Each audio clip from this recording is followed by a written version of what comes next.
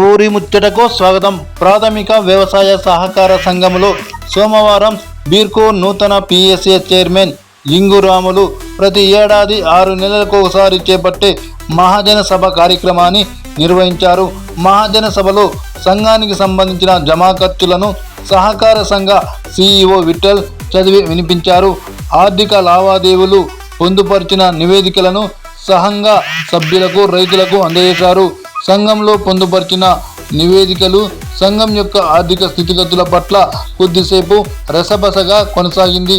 మహాజన సభలో సహకార సంఘం సాధించిన ఆదాయ సాధారణ నిర్వహణ ఖర్చులు ఆడిట్ వివరాలను 2025 ఏప్రిల్ 1వ తేదీ నుండి 2025 సెప్టెంబర్ 25వ తేదీ వరకు సాధించిన వివరాలను అందజేశారు.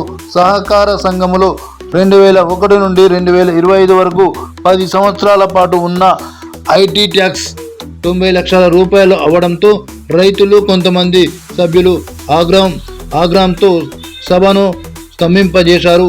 హైకోర్టు లాయర్కు ఫీజు రూపంలో 3 లక్షల రూపాయలు చెల్లించి 90 లక్షల రూపాయలు మాఫీ అయ్యే విధంగా చర్యలు చేపట్టడం జరిగిందని అన్నారు. సహకార సంఘం పరిధిలో 6 నెలల పాటు సాధించిన ఆర్థిక లావాదేవీలలో 2,09,08,215 రూపాయలు జమా ఖర్చులను పాలకవర్గ సభ్యులకు రైతులకు సూచించడం జరిగిందన్నారు. ఈ కార్యక్రమంలో జిల్లా లింగాయత్ అధ్యక్షులు బసవరాజ్ పాటిల్, మాజీ ఎంపీపీ తెలికేశ్వర రఘు, మాధవ్ యాదవ్, శశికాంత్, లక్ష్మణ్ యాదవ్, డైరెక్టర్ పోగు పాండు, పాలకవర్గ సభ్యులు, సిబ్బంది తదితరులు పాల్గొన్నారు.